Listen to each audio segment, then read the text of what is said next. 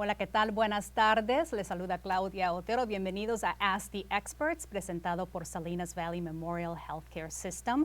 Hoy vamos a platicar sobre los ataques cerebrales, por qué es que suceden, cómo es que suceden, los factores de riesgo y la importancia de llamar al 911 lo más pronto posible. Pero primero les quiero presentar a nuestro invitado especial. Bienvenido, doctor René Colorado. Gracias por estar aquí con nosotros. Es un placer estar acá, Claudia. Gracias por la invitación. Claro que sí. Les voy a contar un poco sobre el doctor Colorado. Él es un neurólogo vascular certificado por la Junta y también es el director médico del Centro de Ataques Cerebrales del Hospital Salinas Valley Memorial Healthcare System.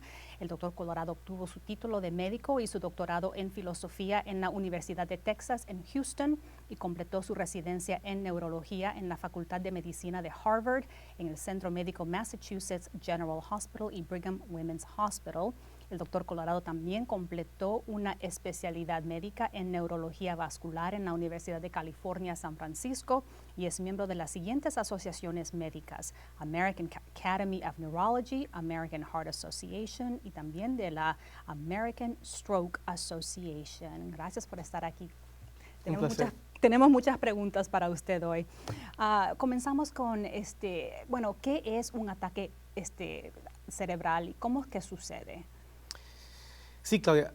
Antes de hablar y entrar en los detalles de ataque cerebral, solo quería aclarar unas cosas que en español el término ataque cerebral, más que ataque cerebral, hay muchos términos que se ocupan, entonces esto puede ser a veces un poco confuso. En algunos lugares, algunos países, algunas regiones se le dice derrame cerebral, otras regiones se le llama embolia.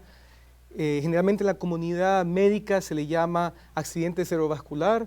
Ataque cerebral es el otro nombre, el que vamos a estar ocupando hoy, pero también en otros lugares se le llama apoplejía o ictus. Pero hoy nos vamos a recibir ataque cerebral, siempre estamos hablando del mismo tema. Un ataque cerebral sucede cuando se detiene el flujo sanguíneo en un vaso sanguíneo del cerebro. Al no poder llegar oxígeno, nutrientes al cerebro, las células que son muy sensibles del cerebro mueren después de unos cuantos minutos. Esto puede causar eventualmente que las células mueran y daño severo al cerebro. Los pacientes sufren discapacidad, como no poder hablar, dificultad para mover una parte del cuerpo, y obviamente esto constituye una emergencia médica. A comparación de otras emergencias médicas, muchas veces los síntomas de un ataque cerebral son más sutiles, no son tan obvios, como por ejemplo alguien tiene un ataque cardíaco, puede sufrir dificultad para respirar o dolor severo de pecho. El ataque cerebral a veces se puede manifestar muy sutilmente, entonces eso es importante saberlo. Muy buena información. Y hay diferentes tipos de ataques cerebrales, ¿verdad? ¿Nos puede hablar un poco sobre eso? Sí, generalmente lo clasificamos en dos tipos. Uno es el ataque cerebral isquémico y el otro es hemorrágico. 87% aproximadamente de los ataques cerebrales en Estados Unidos son isquémicos, un 13% son hemorrágicos.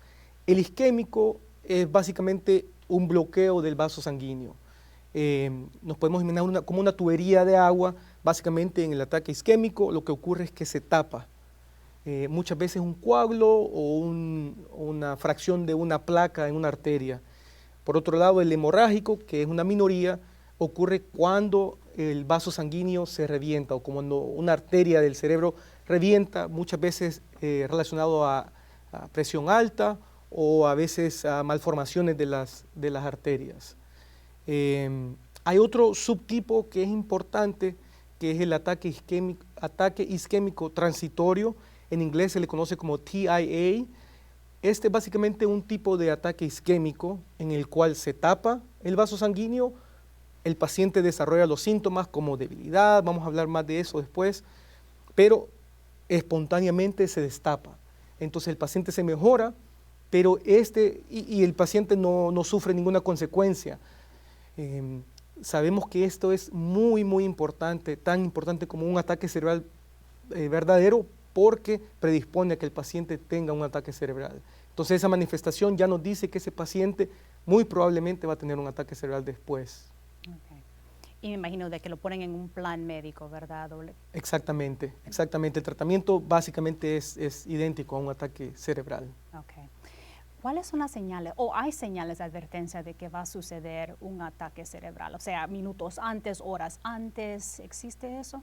Sí, típicamente una de las características principales del ataque cerebral es que es repentino. Entonces los síntomas comienzan rápidamente, son inmediatos.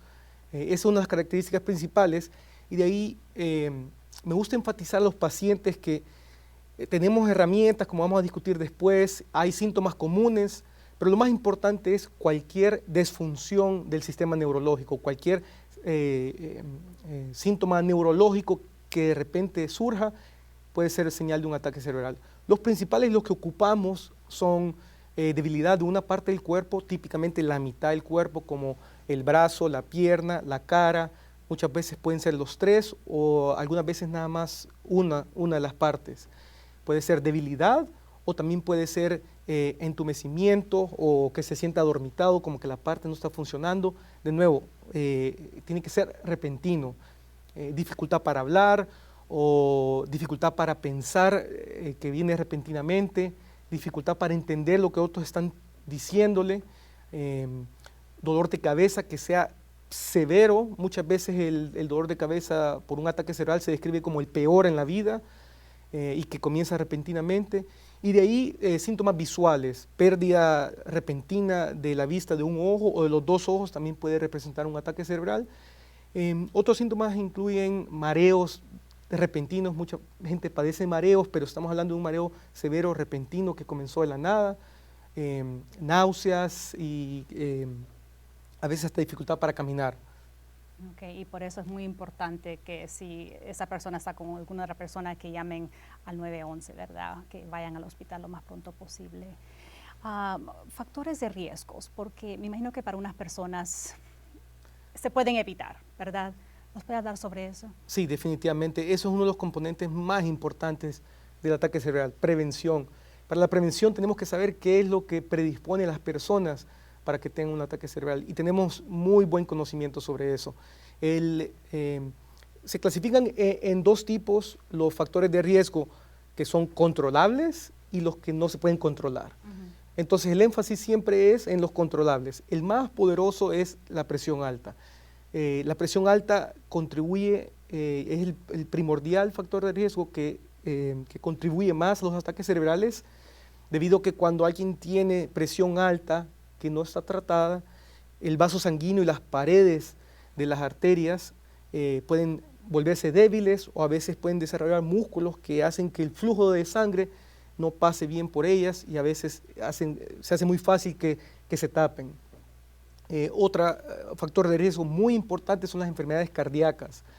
Generalmente las pensamos en dos tipos, problemas del ritmo de corazón, como si el corazón no late regularmente, como con ritmos del corazón irregulares. El más común y el más importante es la fibrilación auricular, que es un ritmo en el que el corazón no late continuamente, sino a veces entra en ritmos anormales. Eso puede hacer que se desarrollen coágulos dentro del corazón y esos coágulos pueden ir al cerebro y tapar las arterias. La otra son enfermedades cardíacas estructurales, como por ejemplo las válvulas del corazón. Si se dañan, esas con el tiempo pueden contribuir a que se desarrollen coágulos y de nuevo esos coágulos pueden ir a las arterias del cerebro, a los vasos sanguíneos y tapar los vasos sanguíneos. De ahí otros riesgos, factores de riesgo incluyen diabetes, que si no está controlada contribuye mucho. Fumar es uno muy poderoso. El fumar puede duplicar la probabilidad de que alguien sufra un ataque cerebral. De ahí falta de ejercicio, sabemos que el sobrepeso contribuye también. Colesterol alto es otro importante. Cuando alguien tiene colesterol alto, placa se puede acumular alrededor de las arterias y los vasos sanguíneos y con el tiempo eso interfiere con el flujo sanguíneo y a veces la placa puede crecer tanto que pequeñas fracciones pueden irse hacia arriba a los vasos sanguíneos del cerebro y taparlas. Y de ahí finalmente el consumo de alcohol excesivo sabemos que es un factor muy importante de riesgo. Esas son las controlables. Las no controlables, pues no se puede hacer mucho, pero sí nos informan de cuál es el riesgo de alguien. Son 4 las principales, edad es una, a partir de los 50 en adelante sabemos que el riesgo incrementa exponencialmente. Raza y etnicidad también es una relación compleja. Aquí en Estados Unidos se sabe que las personas de descendencia africana, afroamericana, hispanos, tienden a tener mayores riesgos que otros grupos, y de ahí tener el historial de un ataque cerebral previo o familiares inmediatos también incrementa la probabilidad. Entonces es muy importante que si usted fuma, buen tiempo para dejar de fumar ahora mismo, ¿verdad? Y obviamente no hay que tomar mucho. Esas cosas se pueden controlar. Doctor Colorado, me gustaría compartir la historia de uno de sus pacientes. Esta es la historia de la señora Edna Solís. Veamos. Estaba como paralizada. Yo me preguntaba, ¿qué le está pasando a mi cuerpo? Esto no ha ocurrido anteriormente. Edna sufrió un ataque cerebral típico. Ella desarrolló debilidad en la mitad de su cuerpo. Uno de los vasos sanguíneos de su cerebro estaba bloqueado. Mi esposo estaba en la recámara, vino y me preguntó, ¿qué ocurre? Y yo le dije, no lo sé. No puedo caminar, no puedo mover mi pierna derecha. Solo quería ir a mi recámara y acostarme. Él llamó al doctor Sharma. El doctor Sharma le dijo, Jessie, tu esposa está sufriendo un ataque cerebral. Llama al 911. El tiempo es muy importante para el tratamiento de un ataque cerebral. Cada segundo cuenta. Cuanto más esperemos, más células cerebrales positivas mueren. Hay evidencia que, si una ambulancia te transporta al hospital, es más probable que recibas tratamiento y el tratamiento será más rápido. Somos un centro de ataques cerebrales certificado primario. Contamos con 2 unidades especializadas. Uno es una unidad de ataques cerebrales, donde van la mayoría de nuestros pacientes. Contamos con enfermeras especializadas que buscan signos específicos y signos de recuperación. También contamos con una unidad de cuidados intensivos que está dedicada a los pacientes que están más enfermos y requieren cuidados más especializados. Edna hizo extremadamente bien porque llegó rápidamente al hospital y pudimos darle medicamento que ayuda a romper el coágulo de sangre para que la sangre pueda llegar hasta el cerebro. Como 10 minutos después, podía mover los dedos de mis pies, mi mente estaba bien, podía hablar bien. Cuando ella se fue del hospital, podía caminar y podía moverse normalmente. La atención médica de Salinas Valley Memorial Hospital es muy buena. Gracias a ellos, estoy bien.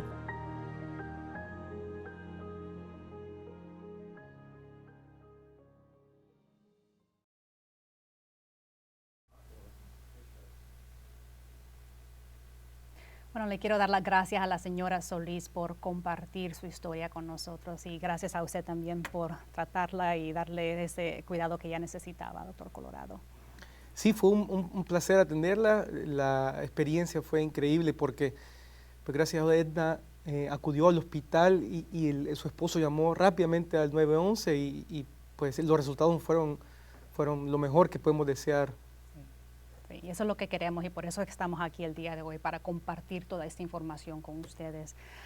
Existe un acrónimo, doctor Sí. Colorado, que ayuda a identificar los síntomas más comunes de un ataque cerebral. ¿Nos puede decir cuál es esa palabrita y cuáles son esos síntomas?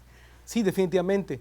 Se llama FAST, ahí lo están viendo en la pantalla, es las letras F-A-S-T, lo estamos mostrando en inglés y esta es un área de mucha investigación en estos momentos en español. Estamos tratando de desarrollar una herramienta que sea similar a esto y pues casualmente nosotros en Salinas Valley Memorial estamos haciendo investigación de qué herramientas similares se pueden desarrollar en español para esto, pero en inglés F significa face drooping, que es debilidad de la cara, A es arm weakness, debilidad de un brazo, la S es por speech difficulty o dificultad para hablar y finalmente la T, time o tiempo, que es para enfatizar la importancia de llamar lo antes posible al 911 si es que un paciente tiene cualquiera de estos síntomas.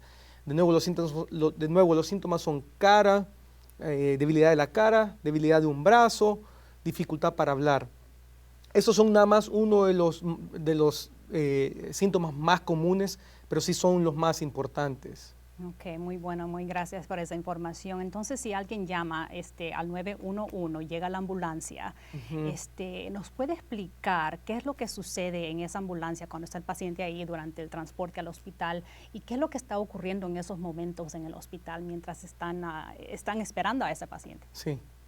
Pues, Claudia, esto ha cambiado con los años y es una de las áreas en las que más hemos trabajado para mejorar, porque lo más importante del ataque cerebral es que tiempo es el factor más importante. Entonces, con los años hemos ido optimizando qué es lo que ocurre y cómo se trata el paciente desde que se llama la ambulancia. Al momento que el paciente llama al 911 y dice que está teniendo un posible stroke o ataque cerebral, que está teniendo síntomas, la ambulancia se dirige al paciente. Una vez llega ahí, se les evalúa y si el paciente muestra algún síntoma de ataque cerebral, se comunican inmediatamente con nosotros en el hospital. Creo que vamos a ver un video sobre eso. Sí. Entonces, la comunicación con la ambulancia y con los paramédicos comienza en el momento que ya el paciente se dirige al hospital. Eso nos da tiempo para que empecemos a prepararnos. Se manda una advertencia que viene un potencial paciente con ataque cerebral, se coordina un cuidado en el cual, por ejemplo, se prepara la sala de tomografías, se le avisa a farmacia que hay posible ataque cerebral. El médico de emergencias va inmediatamente a recibir al paciente en la entrada de emergencias, o sea que el paciente ni siquiera se va a un cuarto, sino inmediatamente se le evalúa en la entrada. El paciente, si está estable médicamente, se le lleva directamente a la sala de tomografía y se le obtiene una tomografía o un CAT scan. Eso nos permite determinar si es un ataque isquémico o si es un ataque hemorrágico. Una vez sabemos esa información, se determina si se le va a dar medicamentos para bajar la presión o si se le va a dar un medicamento para tratar de romper el coágulo, y en algunos casos también se determina si necesitamos consultar a un neurocirujano para que haga un procedimiento más complejo, y el paciente se regresa a la sala de emergencias. Pero lo importante es saber que cuando ya va en camino a emergencias, ya el tratamiento y la coordinación del cuidado ya comenzó. Eso es esencial para el cuidado del ataque cerebral. Y esos tipos si el paciente necesita cirugía, doctor Colorado, ¿sucede eso mismo ahí en Salinas Valley Memorial o tiene que ir a otro lugar?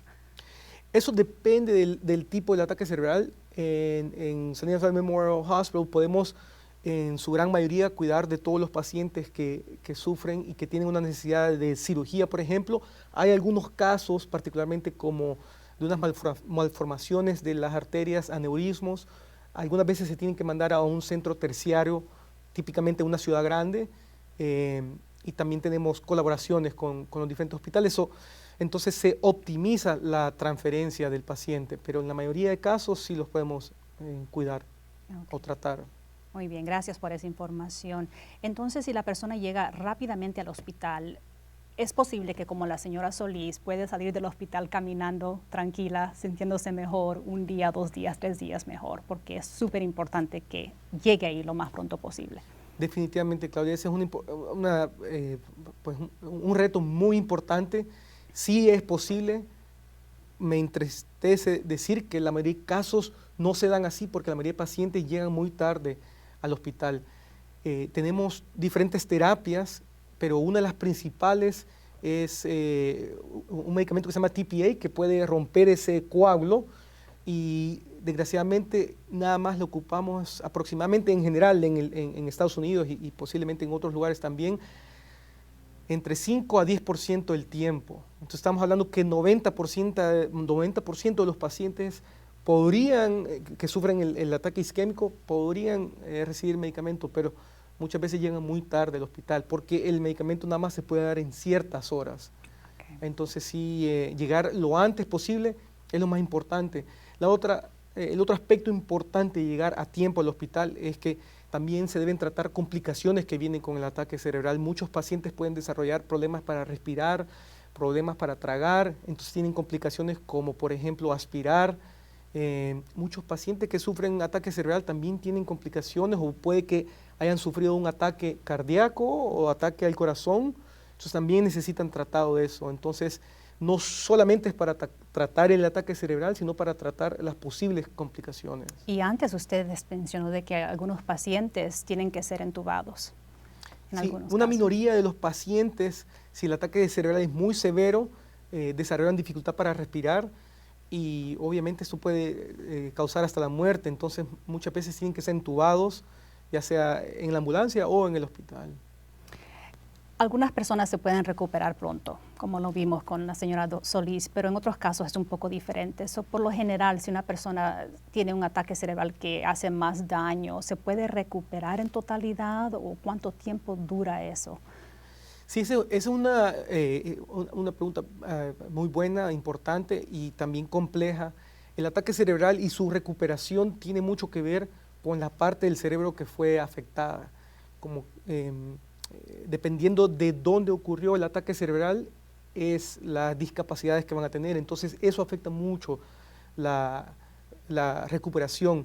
No solamente se trata del tamaño, por ejemplo. Hay pacientes que pueden tener un ataque cerebral mediano, pero si es en una parte del cerebro, por ejemplo, que no controla funciones del cuerpo tan básicas como el movimiento, puede ser que la discapacidad no sea tan grande. Y otros ataques cerebrales que pueden ocurrir en lugares como la médula o la espina dorsal, pueden causar una discapacidad muy, muy severa. Entonces tiene que ver mucho con el lugar. Ahora, en términos del tiempo de recuperación, típicamente los primeros 3 meses son cuando la mayoría de pacientes tienen la mayor recuperación, aunque la mayoría de pacientes continúan recuperándose con el tiempo y con los meses. Particularmente el habla sigue, ahora sabemos con investigación, sigue mejorando con el tiempo. Ok, muy buena información. Sí, yo tengo una tía de que tristemente sufrió un ataque cerebral y ya pasaron casi 4 años, creo, y todavía tiene dificultad para hablar y también para caminar. Sí. Así que por eso la pregunta era un poco personal, pero gracias por... Sí, puede variar mucho. Sí. ¿Los síntomas son diferentes entre las mujeres y los hombres o iguales? Típicamente son iguales. La verdad que no hay diferencia que se haya detectado. Hay un tema que se ha investigado, pero típicamente son los mismos síntomas. Okay. Y creo que muchas personas cuando escuchan las palabras ataque cerebral piensan de que son las personas de tercera edad que sufren estas emergencias. ¿Es eso verdad o hay personas más jóvenes que también pueden sufrirlas? Sí, esa es una pregunta muy interesante porque estamos viendo, hoy en día investigación está mostrando que la incidencia de ataques cerebrales en adultos jóvenes particularmente está incrementando. Las personas de 18 a 50 años estamos viendo un claro incremento en la incidencia. Se piensa que está relacionado al incremento de los riesgos, de factores de riesgo que mencionamos antes, como presión alta, obesidad, colesterol alto. Entonces sí puede ocurrir en cualquier edad, de 50 para arriba es lo más común, pero sí estamos viendo un incremento en las personas jóvenes, particularmente los adultos jóvenes. El otro factor que contribuye a esto es que ahora podemos detectar más fácilmente si alguien ha tenido un ataque cerebral. Antes, por ejemplo, muchos pacientes iban al hospital cuando no teníamos tecnología muy avanzada, los síntomas se le quitaban y no se pensaba que había sufrido un ataque cerebral. Hoy en día muchas veces tenemos pacientes que sufren síntomas, mejoran totalmente, pero tecnología como resonancias magnéticas nos permiten determinar que sí sufrieron un ataque cerebral aunque fuera pequeño. Entonces eso nos permite ayudar a prevenir. Otros aspectos que han avanzado, que creo que valen la pena mencionarlos, son las terapias. Uno de los avances más grandes que hemos tenido, no solo para el ataque cerebral, pero para la medicina en general. Algunas personas mencionan que este avance que hemos tenido es casi como la penicilina para las infecciones con respecto al ataque cerebral, es la trombectomía mecánica y básicamente es un procedimiento en el que si el medicamento que damos para romper los coágulos, que se llama TPA, si ese medicamento no es suficiente, se puede introducir un catéter típicamente por la ingle y con un catéter escalar dentro de las arterias, de los vasos sanguíneos y llegar hasta el coágulo y extraerlo. Eso típicamente se ocupa para ataques cerebrales muy severos, con coágulos muy grandes, que el medicamento no es suficiente. Esto ha sido algo radical, que ha cambiado mucho lo que tenemos para ofrecer a los pacientes. Entonces, sí siguen habiendo avances médicos y avances grandes para el cuidado del ataque cerebral. Lo que nos hace falta más en general en el cuidado es el aspecto de los pacientes presentarse a tiempo, porque las terapias las seguimos avanzando, el cuidado, el conocimiento, cómo prevenir, lo seguimos avanzando y conocemos muchísimo más, pero el reto más grande siempre es que la comunidad y los pacientes lleguen a tiempo. Y por eso es muy importante marcar 911 y llamar al médico lo más pronto posible, no hay que esperar. Exactamente. Y reconocer los síntomas del ataque cerebral, porque a comparación de otras cosas, como platicábamos, generalmente el ataque cerebral no duele, no causa síntomas que el paciente muchas veces está preocupado, a menos que sea algo severo, ¿verdad?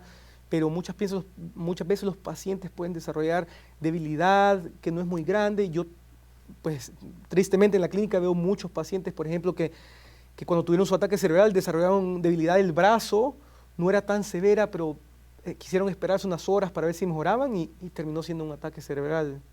Okay. No hay que esperar, hay que marcar el 911 lo más pronto posible. Doctor Colorado, me gustaría aquí hacer unas preguntas que nos han llegado. Gracias por esas preguntas. ¿Puede un feto sufrir un derrame cerebral, o sea, antes que ese bebé nazca? Sí. Wow.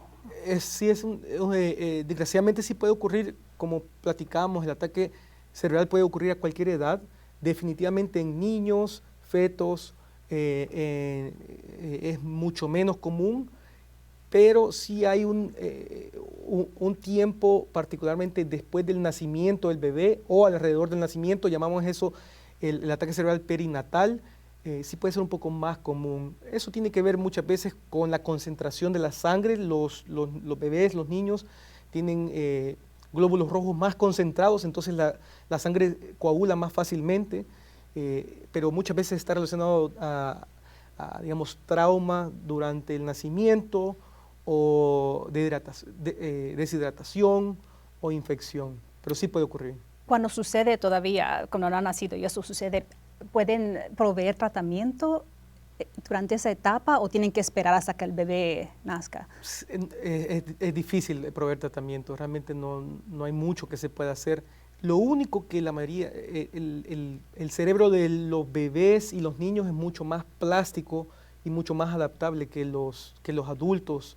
Entonces, en general, la recuperación es mucho mejor. Ok.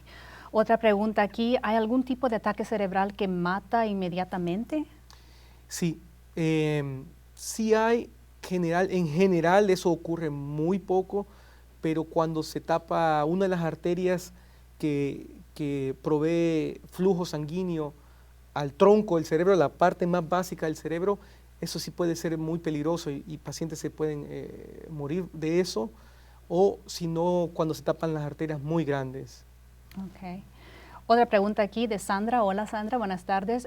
¿Cómo diferenciar un ACV de una parálisis de Bell? Esa es una muy buena pregunta. Típicamente la parálisis de Bell es un poco progresiva y cuando es severa casi que toda la cara se pone débil, pero lo más importante es que no es algo que se desarrolla rápidamente, sino en cuestión de 1 o 2 días comparado con el ataque cerebral. También el ataque cerebral muy rara vez nada más causa debilidad de la cara. Muchas veces hay debilidad del brazo, debilidad de la pierna. Pero en un adulto, particularmente un adulto mayor, esto tiene que ser evaluado como que si pudiera ser ataque cerebral. Ok. Muy buena pregunta, sí. Carmen, aquí quiere saber cuánto es el lapso de tiempo más o menos que el cerebro puede estar sin oxígeno. Esa es una pregunta complicada, Carmen, pero sí sabemos que en cuestión de minutos, se aproxima que en 1 minuto pueden llegar a morir millones de células del cerebro, entonces estamos hablando de cuestión de segundos. Ahora, hay un tema muy interesante, por lo menos para mí, que estamos aprendiendo más de él, que se llama el flujo colateral, Entonces, imagínense una tubería que está tapada, pero si hay otras tuberías por los que, por ejemplo, la sangre o el agua podría pasar, permiten que esa tubería que esté tapada no afecte tanto. Entonces, muchas veces eso puede estar pasando y lo que ocurre es el paciente llega con los síntomas, mejoran, empeoran, mejoran.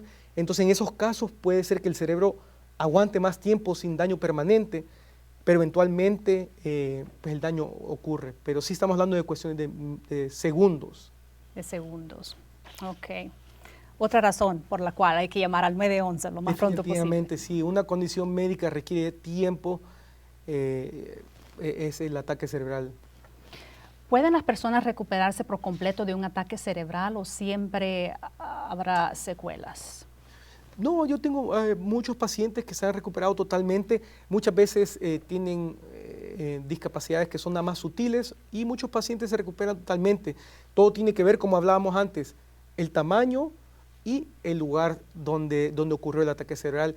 Hay ataques cerebrales que ocurren en áreas que no causan muchos síntomas y si son pequeños, típicamente esos pacientes son los que se recuperan muy bien, pero por ejemplo, como hablábamos antes, si un ataque cerebral ocurre en la médula, en la espina dorsal o en un lugar donde se controla el movimiento, la discapacidad va a ser más severa y la recuperación muchas veces no es completa.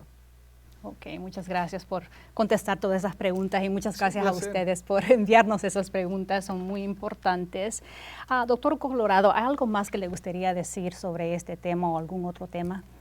Sí, creo que me gustaría como dar un resumen de cómo podemos prevenir. Claro. Hemos hablado mucho del cuidado del ataque cerebral cuando ocurre. Creo que el mensaje más importante es reconocer los síntomas que habíamos hablado, cara débil, brazo débil, dificultad para hablar, y de ahí el tiempo, que es muy importante llamar, y recordar los factores de riesgo. Para controlar los factores de riesgo es importante llevar una dieta saludable, llevar un peso saludable, ejercitarse regularmente, no fumar, y de ahí controlar 3 enfermedades muy importantes, que son la diabetes, el colesterol y la presión alta. Y de ahí creo que lo más importante de todo es tener un seguimiento regular. Eso es lo más importante al final de todo, tener un médico de cabecera en el cual uno lleve seguimiento para que puedan detectar si alguien padece de esas enfermedades. Y de ahí finalmente, pues, compartir con ustedes la importancia de seguir vacunándose contra el COVID. Desgraciadamente, COVID incrementa la probabilidad de un ataque cerebral y a mí me toca ver pacientes en el hospital que han sido ingresados por COVID y desgraciadamente se terminan complicando con un ataque cerebral.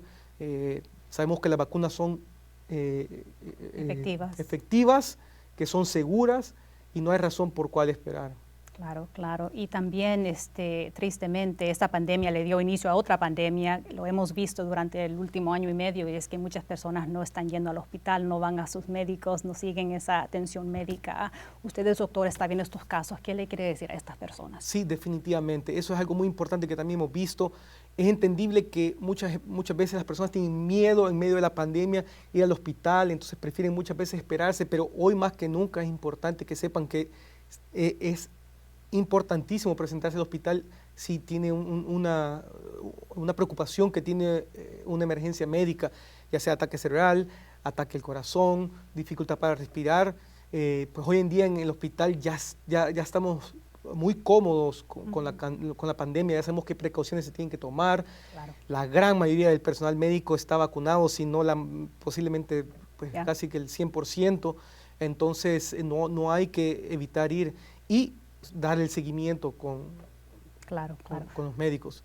Claro. Tengo una pregunta más. Usted mencionó antes alta presión y colesterol y los medicamentos, ¿verdad? Para esas enfermedades. Si una persona está tomando medicamentos para controlar esas enfermedades,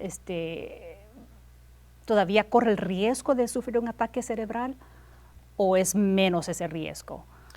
Muy buena pregunta, Claudia, y se me olvidó mencionarlo porque también lo iba a decir. Si la persona tiene los factores de riesgo, pero la condición médica, por ejemplo la diabetes, está controlada, el riesgo de ataque cerebral disminuye básicamente como que si no lo tuviera. y así también como la presión alta, el colesterol alto. Entonces, cuando hablamos de esos factores de riesgo, estamos hablando cuando no están controlados. Okay. Pero estando controlados, el riesgo disminuye. Muy buena información, gracias. Tengo dos preguntas más acá, creo que tenemos un poquito de tiempo más para... Sí. Ok, Carolina dice, yo tengo fibrilación auricular, tomo pastillas anticoagulantes, me da miedo tener una embolia. ¿Sucede eso o es...? Sí, pues esa es una pregunta muy buena porque, como comentábamos antes, las condiciones cardíacas contribuyen muchísimo al ataque cerebral y la fibrilación auricular es la principal. Cuando los pacientes toman anticoagulantes que sirven para adelgazar la sangre, la probabilidad de un ataque cerebral disminuye grandísimamente. Entonces, lo que está tomando es totalmente apropiado y disminuye el riesgo de un ataque cerebral bastante. Lo importante ahí es nunca interrumpir el tratamiento. Desgraciadamente, muchas veces eso se interrumpe y tristemente se ven pacientes en el hospital, digamos, por procedimientos pequeños. Yo desgraciadamente he visto pacientes que les interrumpen la anticoagulación por procedimientos pequeños como una limpieza dental o por una cortada pequeña, y esa no es razón por la cual interrumpirlo, porque el riesgo incrementa muchísimo cuando el anticoagulante se para en este tipo de pacientes con fibrilación auricular. Okay. Aquí Sandra pregunta, ¿recomienda usted la acupuntura como terapia de rehabilitación en pacientes post-ACV? Hay estudios que han mostrado que ayuda, definitivamente como una terapia complementaria, creo que sí sirve mucho. Yo he tenido muchos pacientes que han servido que les ayude particularmente con debilidad, entonces sí puede ser complementado con la terapia física tradicional también. Ok, una pregunta más aquí de Eduviges, dice, fatiga, problemas para respirar, ¿serían síntomas y más cuando padecen de presión alta? Fatiga típicamente no es uno de los síntomas clásicos porque, como estamos hablando, tiene que ser un síntoma repentino. Fatiga típicamente no es uno de los principales. Dificultad para respirar, a menos que sea acompañado con un tipo de debilidad, por ejemplo, tampoco no es particularmente un síntoma que sea asociado con ataque cerebral. Ok, bueno, muchas gracias nuevamente por esas preguntas. Este video va a permanecer en esta página de Facebook. Por favor, denle un like y compártanlo. Esta información realmente puede salvar vidas, ¿verdad, doctor Colorado? Exactamente. Muchísimas gracias por platicar de este tema tan importante. Realmente el ataque cerebral es una de las enfermedades más importantes, en mi opinión, ya que después de que los pacientes la sufren, las consecuencias pueden ser grandísimas. Puede quitarle la independencia a alguien, claro, puede quitarle la habilidad de hablar, la personalidad de la persona, básicamente puede robarle todo a una persona. Entonces es una condición muy seria, es difícil de reconocerla, pero conforme la comunidad y los pacientes, las personas van conociendo más y van reconociendo los síntomas, creo que podemos mejorar el tratamiento.